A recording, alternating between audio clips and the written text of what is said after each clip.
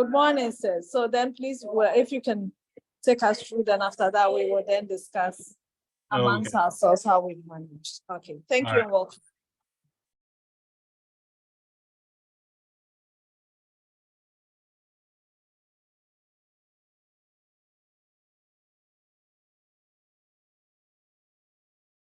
Right, can you see my screen now?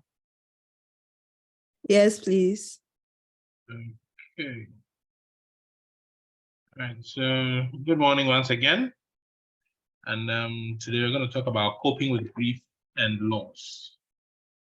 So generally when we talk of grief, people tend to think about it only in terms of death. But then it goes beyond that. Generally, other things may happen that we may grieve over. So we feel that it's only when we have lost a loved one that we grieve. But as I said, a lot of things happen.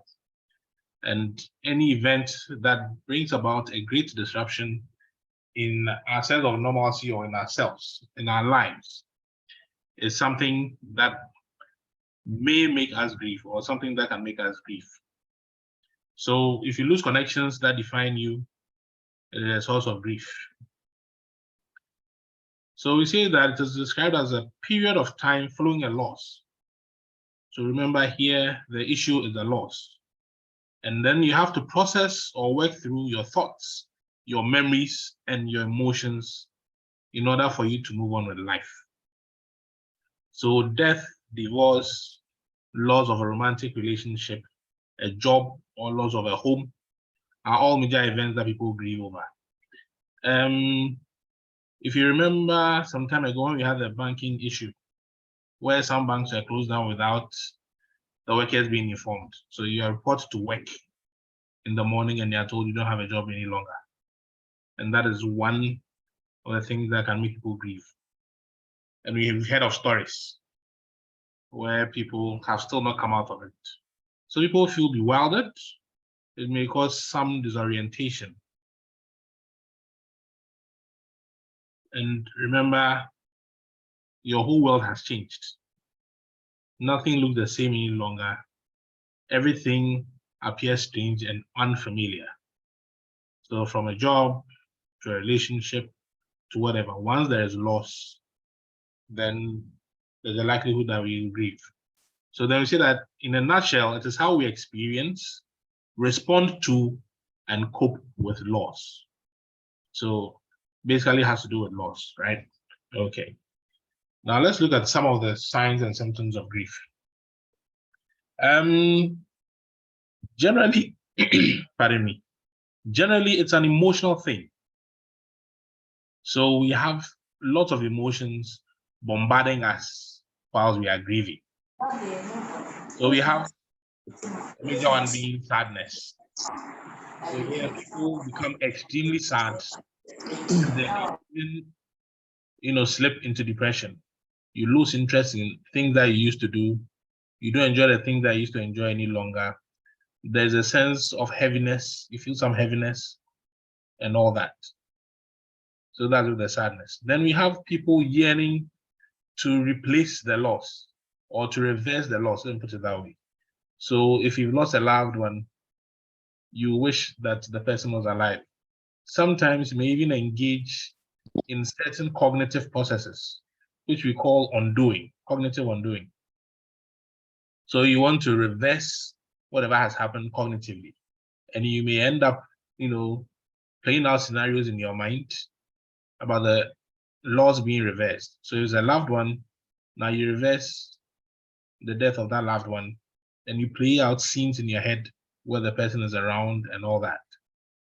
If it's a job you have lost, you end up doing something similar. You picture yourself still in the job, going about your duties.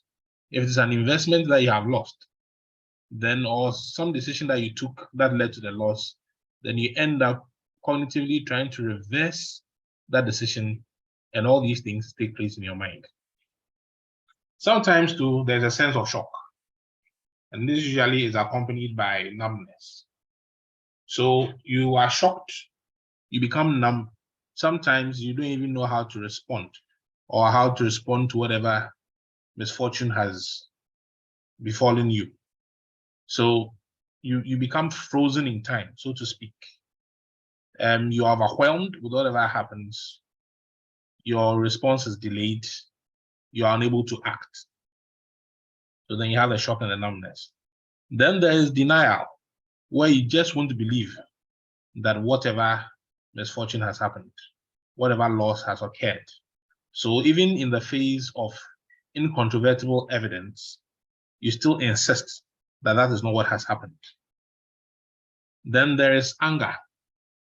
And here with the anger, you are angry at yourself, you're angry at the person who you have lost, or the job you have lost, or the bosses, the directors, the managers of the job, you name it. It could be anybody. If it's a loved one you lost, then you may even be angry at healthcare workers and healthcare providers. So anger with the loss, at yourself, at any other person who may be connected with the loss. And that is one of the signs and the symptoms. Then there's a sense of guilt, where you feel that you have done, or you may have done something wrong. And I'll give you an example. So there was a case some time ago where someone's mom, who was diabetic, apparently had a sore on the foot. And it started with the small toes. I think it was the right leg, yes. So on the right foot. Now, this person took the mom to the hospital. Doctors attended to her, and they wrote a prescription for her. And when she went to the pharmacy to buy it, she didn't have enough money. So she bought a generic version of the medication and went to apply it. And unfortunately, things didn't work. So now the sore on the foot started spreading. Eventually, it ended up in amputation of the mother's leg. And there was a bit of a delay because the mother also didn't want to have the leg amputated. So the sore started spreading, and the more they delayed, the higher up they had to amputate the leg. Eventually, it happened. Unfortunately, about 3 to 4 months after the surgery, the woman passed on. And this lady felt so bad. She was so angry at herself. She felt so guilty. And her reason was that if she had bought the original medication instead of the generic one, probably her mother wouldn't have died. There wouldn't even have been the need for amputation. So in such a case, you realize that the guilt, the anger and guilt is self-directed. She was angry at herself. She felt guilty. She felt she was the one who caused her mother's death. And then there's also helplessness, where you are helpless, you can't do anything. There's no motivation to do anything. You are just there. You are overwhelmed so much that you are unable to act. Grief can also get you to become forgetful. So you are supposed to complete certain tasks, and you even forget that those tasks even have to be undertaken, let alone you completing them. So you go about your day and you're absent-minded. Then there is poor concentration. You are at work and you can't concentrate on the work that you are supposed to do. If you are a student and you are in school, something similar happens. You go for lectures, but you are not there. Your body may be in the lecture, but your mind would be elsewhere. Then there's also confusion. So you feel confused, you can't make sense of whatever that is happening to you, all because of the misfortune that has befallen you, the loss that you have experienced, and so you are grieving. It also comes with physical signs. So we've talked about the emotional and the cognitive signs. There are also some physical signs of grieving. So shortness of breath. Sometimes people can't breathe fully. It feels as if they run out of air and they are gasping for air. So you realize that their breathing pattern changes, and they may even end up hyperventilating. Then we have the gastrointestinal discomfort. So somebody may have an irritable bowel, and it's not because of any organic cause, but it's because they are grieving. So the emotions have become somatized. The cognitions have become somatized. That is, they've translated from thoughts now to bodily signs and bodily symptoms and bodily changes. So they may have diarrhea, they may have an irritable bowel. Everything they eat comes out within a very short time. Then we have the headaches, which is something that is quite common. So people start having headaches, and they may take all the painkillers in the world, but it will still not work, or may not effectively manage the headache. Then there's fatigue. They lose energy. They're unable to do anything. The least thing they do, they become worn out. They are fatigued, they are tired, they can't do much because energy levels have dropped. Then we have nausea and then pain. So people have other pains, from back pain to neck and shoulder pain to even waist pains, all because of the grieving. They are overwhelmed. And sometimes people show their emotions physically. So then it takes a toll on the body. So somebody may be experiencing back pain and there's no organic cause for it. You may do all the scans, all the x-rays and all the scans, you'll see nothing wrong, but then you're experiencing the pain. So from your neck, your shoulder, your back, your waist, it happens. So now we've mentioned what grieving is. We've looked at some of the signs and the symptoms of grieving. Now let's look at the process of grieving. Let's take note that grieving is highly individualized. People grieve differently. Everybody has his or her own way of grieving. So there's no correct way or wrong way to grieve because we are different. There are individual differences. We do things differently. We respond to things differently. So we all have a unique way of grieving. However, certain things may run through or may be common to quite a number of people. And part of it are what I've already mentioned. So your personality and your coping style. Some people may be more resilient than others. And so they may cope better than others. For some too, your life experience. So for somebody who has experienced a lot of significant loss, usually may become a bit more resilient, a bit more tough, and may be able to take other losses better than somebody who is now experiencing any loss. So the more losses you have experienced, the tougher you become compared to somebody who has very few losses. And so they take it differently. And then your faith. And remember, faith does a lot of things for us. It encourages us, it motivates us, it consoles us, it drives us, it makes us excited, it gives us a sense of purpose.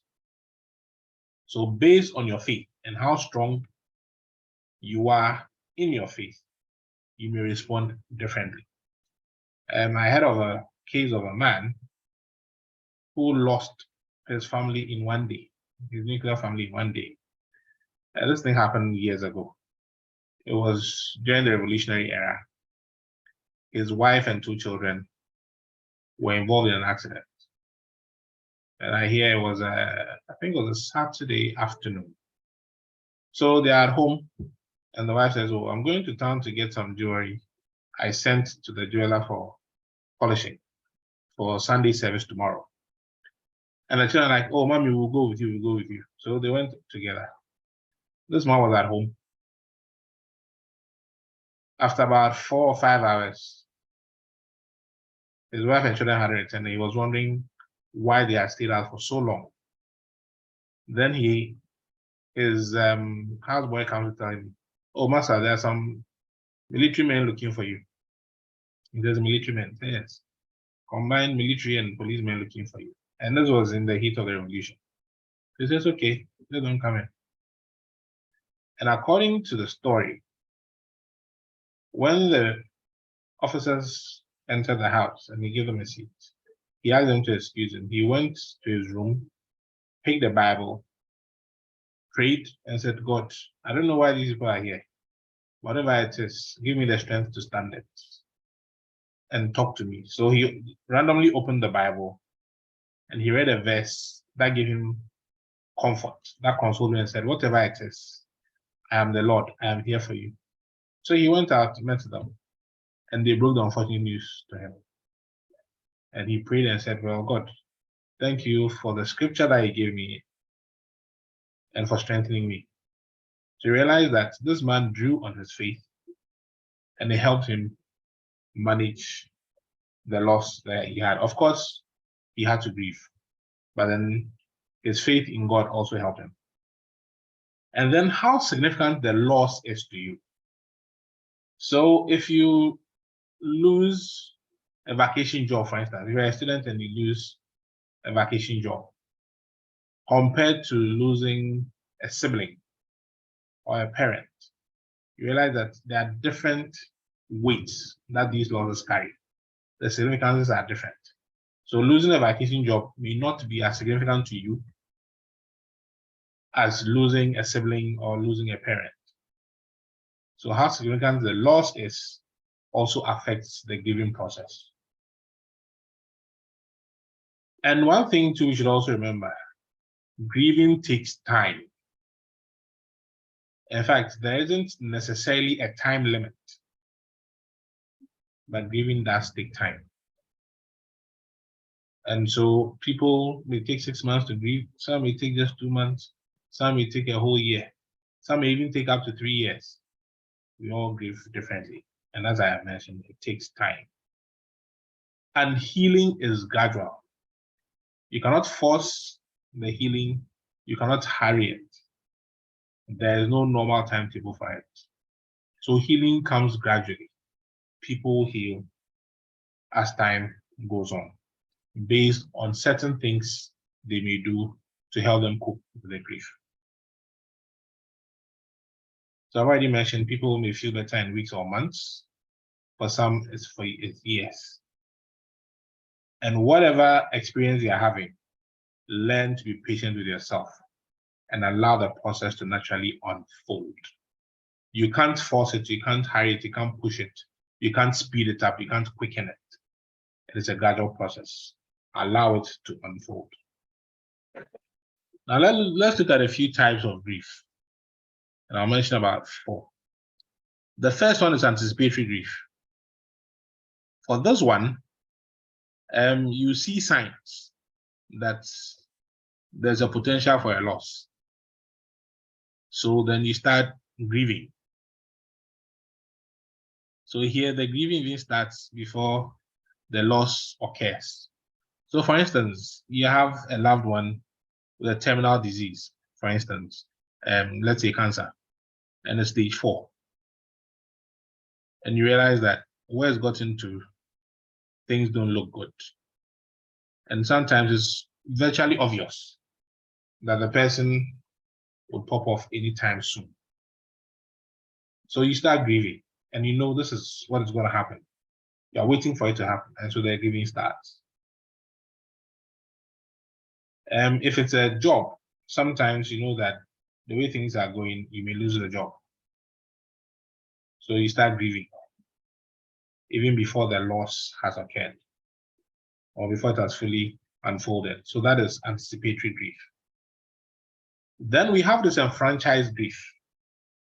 And this will occur when your loss is devalued, stigmatized, or you can't openly mourn. So, for instance, let me give you an interesting example. Within our setting here in Ghana, and I would say generally in Africa, pets don't really occupy such a high level in the hierarchy of things. So you see somebody grieving over the loss of a pet. Oh, my dog died, my cat died, my parrot died.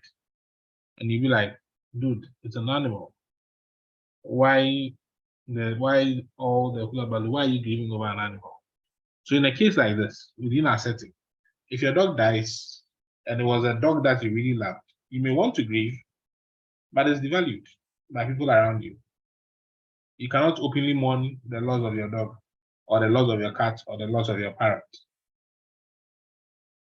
So that is one example of disenfranchised grief. Some people may minimize the loss of a job or a friendship as something that's not worth giving over. Yes, your friend says he or she doesn't want to be your friend any longer, and you are grieving, and people ask you, why worry yourself? Why go through all the stress? Why bother yourself with grieving over the loss of a friendship? After all, just a friendship. So this is also something that would result in a disenfranchised grief. Or somebody has a miscarriage, or you've lost someone to suicide, for instance. Then we have complicated grief. And for this one, as the name suggests, it is very complicated. Because one, the loss may never completely disappear. So when the expectation is that it would ease up over time, it doesn't, and other things come in or may come in to worsen it. So it sort of becomes a hindrance to your daily activities. And other things are hindering you from your normal function.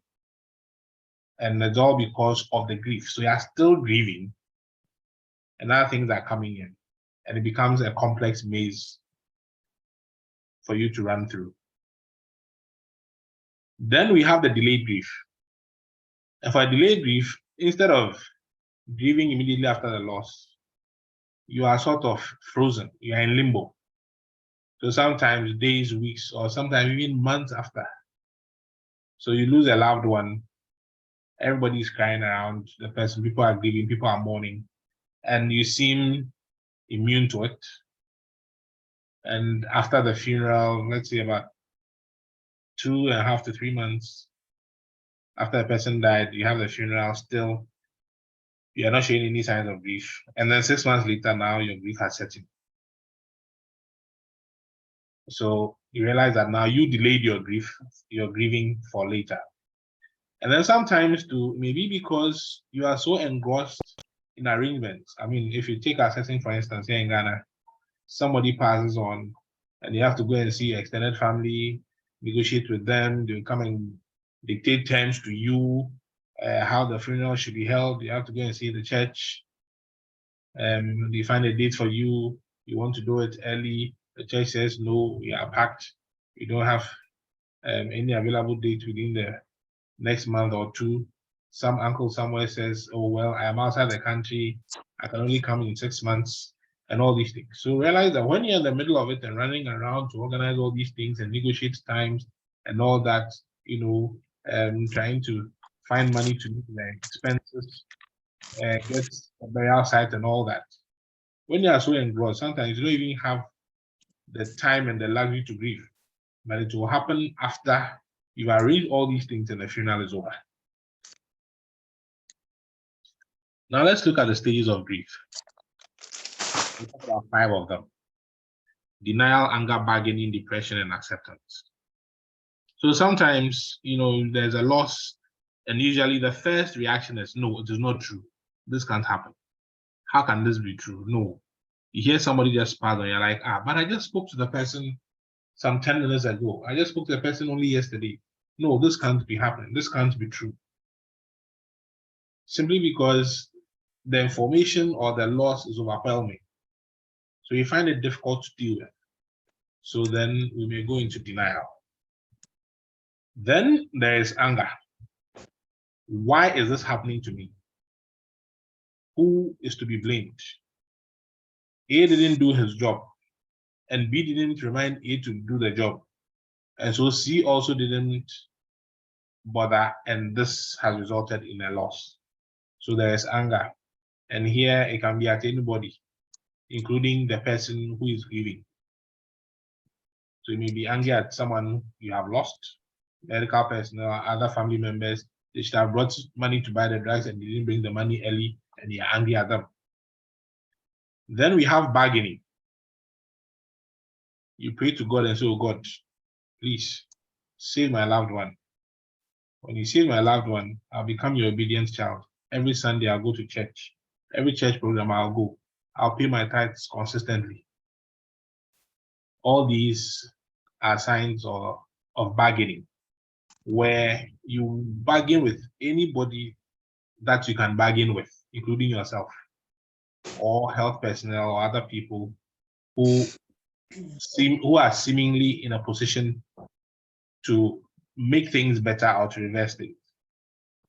Then from there you get to depression, where you become overwhelmed, you are so sad you can't do much. You lose interest in daily activities, pleasurable activities, and all that. You lose interest in them. You're just by yourself. Sometimes there's even self-pity accompanying it. Now let's take note that these 4 stages that I've mentioned, denial, anger, bargaining, and depression, do not necessarily follow in a linear manner. They can come in any form, in any way, and in any order. Then the last one is acceptance, where you get to be at peace with what has happened.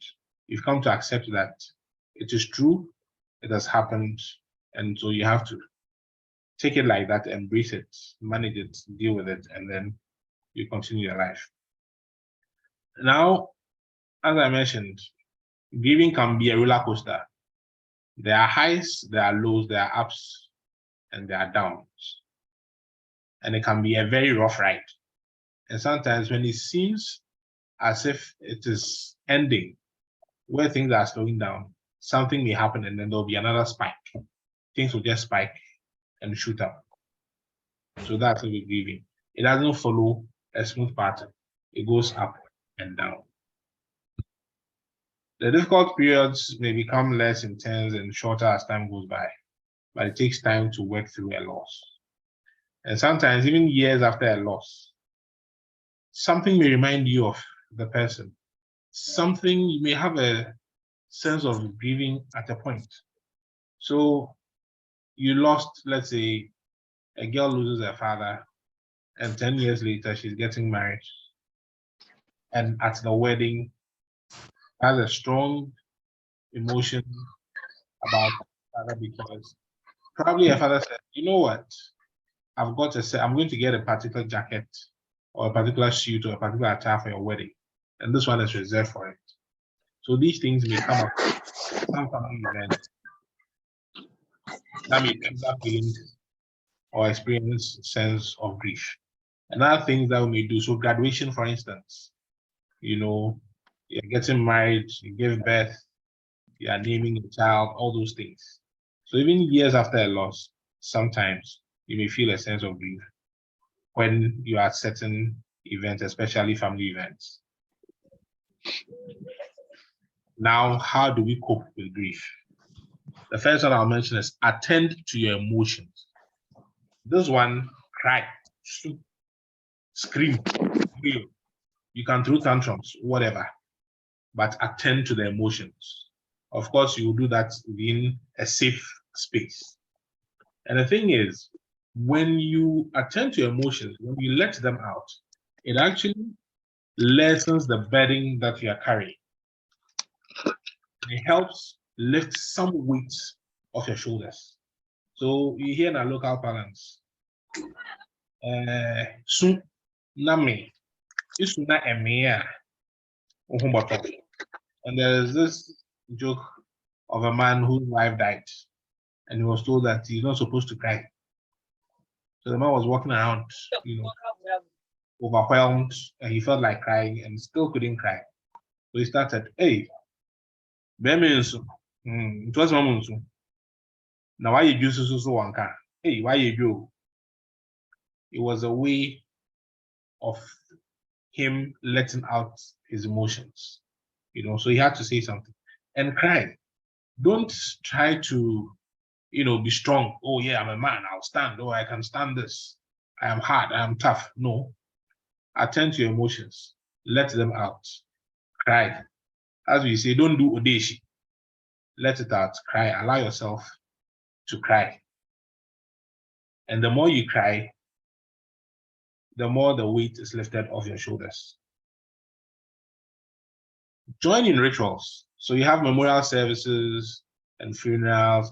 I know, especially with our Ghanaian culture, funerals are a big deal. So get yourself involved in them. Go for the memorial service. If there's a wakekeeping, go for it. It all helps you go through the process of grieving, because one, it serves as an honor to the person who has passed. And then also being with other people gives you a sense of support, because at the funeral, people will be around you. And in fact, if you look at our traditional system, where you lose a loved one, people come around and stay with you, give you company, give you support. It helps a lot. Reach out to others. So remember, there are people who still like you. There are people who still love you. There are people who still value you. So remind yourself of those connections. Sometimes you may want to be alone, but do not isolate yourself.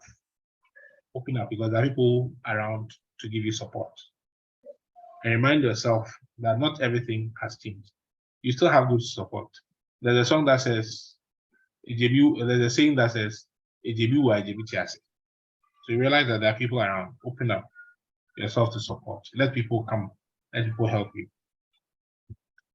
And then take care of yourself and your family. It's good and it's necessary to be healthy. So eat well, exercise well, have enough sleep. Make sure physically and emotionally you are healthy. And make sure that your other family members are also well. They're also healthy. Because grieving can take a toll on one's physical body. I mean, you see somebody who has lost a loved one and they lose weight within a week. So make sure that we eat well. And then preserve memories. So if there's a picture, you can plant a tree, you can do something, take up some charity work, something in honor of the person. So we hear of charity walks and fundraisers and all that. Yes, all these things are ways that are used to preserve memories of our loved ones. So do something, engage in something. If it's some charity work, let's say once a year on that person's birthday, you visit an orphanage and make a presentation, for instance. It helps you with the giving process. And then rely on your faith. Faith, as I mentioned earlier, does a lot of things for us. So here, when you are grieving, rely on your faith. Talk to men of God, your imams, your pastors, your reverend ministers, your bishops, your other, elders and all that. They will help you, because the faith will help you deal with your emotions.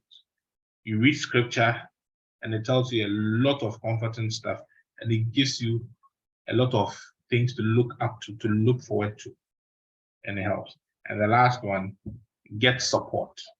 When you feel overwhelmed, please get support. See a mental health professional. Thank you. I am done. Thank you so much. So at this point, we will open the floor for people to ask their questions or share their thoughts. So if you have any question that you want Mr. Ackom to answer for us, kindly type in the chat.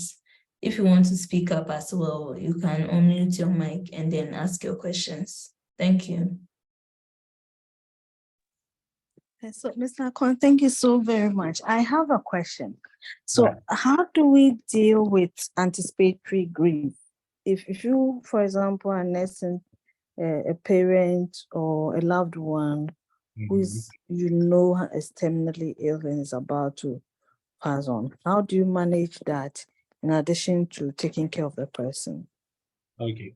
So first, you have to accept that the loss is about to happen. When you come to terms with it, it prepares you for the eventual loss. So accept, looking at what is happening, accept that, okay, this is going to happen and it's inevitable. That way, sometimes you may even kickstart the grieving process. So by the time it happens, you are somewhat floating, you are already in it, and so you are somewhat stabilized. And when you accept it, now look at the person you are losing. Instead of dwelling on the loss, appreciate the time you have spent with the person. And the little time that you have left with the person, make it more meaningful for both parties. I'm done.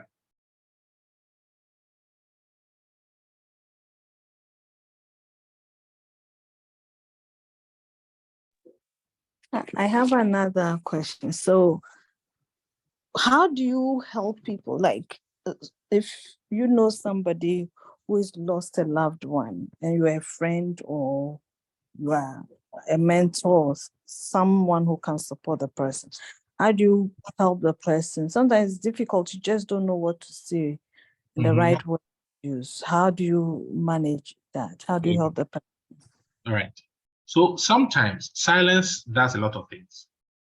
You've gone to visit someone who is grieving, and your mere presence is enough to console the person. So sometimes you don't necessarily have to say anything immediately.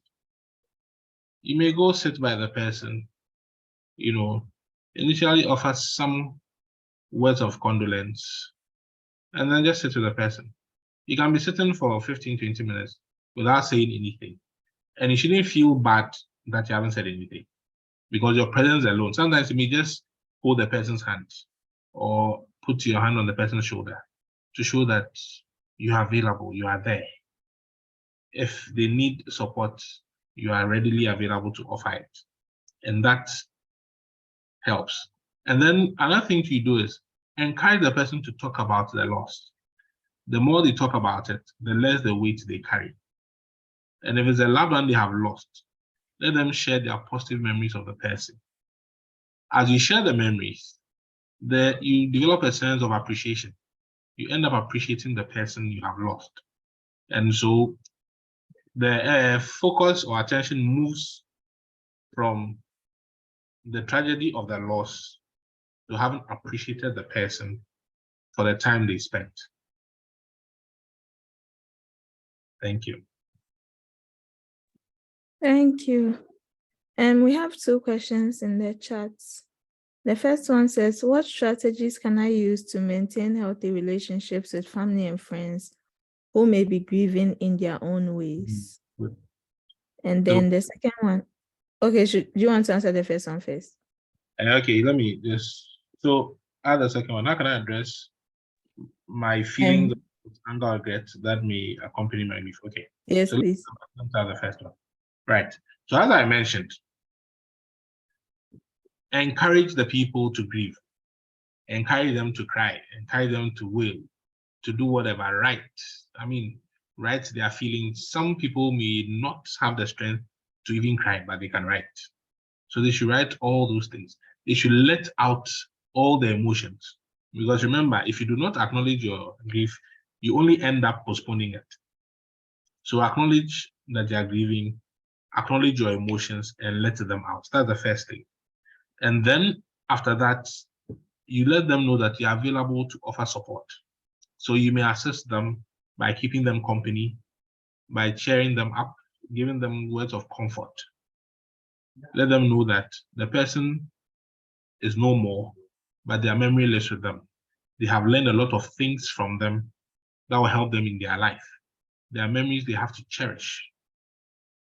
So all these things come in to help people who are grieving. So if you have family members or friends who are grieving, these are some of the things that you can do to help them. And once you are available to support them, it also enhances the relationship you have with them. Now, the second one, addressing feelings of guilt, anger, regret. A similar thing. Acknowledge that they are there. The guilt would come. The anger will come. You may have the regret, as I mentioned. Cognitively, you may want to reverse all these things. But remember, these are a barrage of emotions that are hitting you. And if you do not acknowledge those emotions, you end up deepening the sense of loss, because now you are dealing with a loss and you are dealing with the complications that have come or that are accompanying it. So first of all, accept it. And then two, now assess the situation. Was it that truly you did something, or you think you did something that resulted in the loss?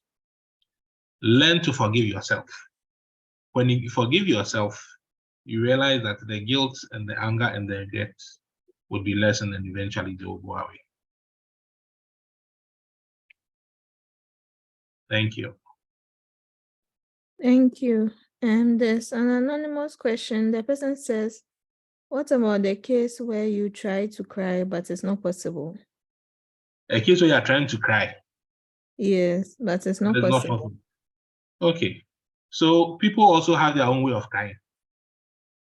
Some people may wail, some people may sob, some people will be silent and only the tears will come. Some people may not even cry when they are aware, before they realize tears are coming. I had a case of a patient who told me, the day I was told my mom had died, it was in the evening. I just sat there, I didn't know what to do. I was so confused. I was like, wow, how can this happen? When I woke up, he went to sleep. And when he woke up in the morning, he realized that his pillow was wet. So apparently he cried in his sleep.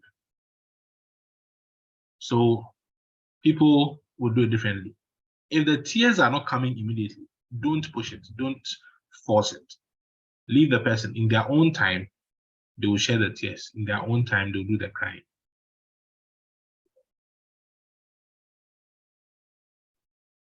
Okay. There's two questions here.